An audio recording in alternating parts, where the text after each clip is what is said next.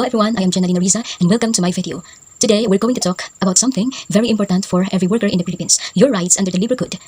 This video aims to help you understanding your basic rights, recognize common violations, and learn how to protect yourself if your rights are abused.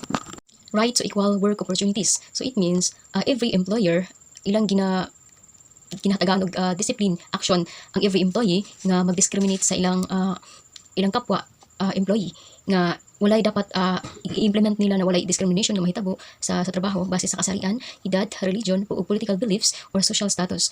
So wala na siya gi-allow sa Labor Code of the Philippines.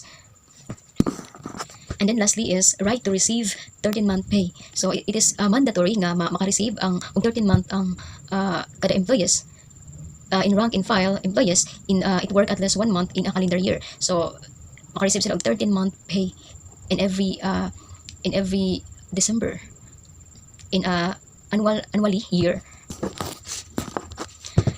This right exists to ensure that every worker or employees is treated fairly and with dignity.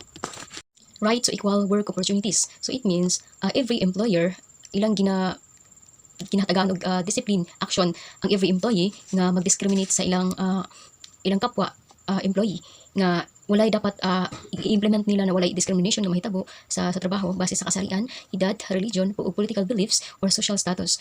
So wala na siya gi-allow sa Labor Code of the Philippines.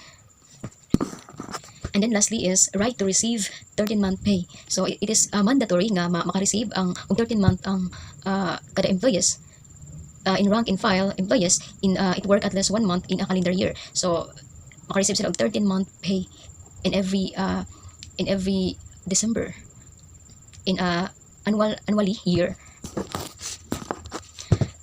This right exists to ensure that every worker or employees is treated fairly and with dignity.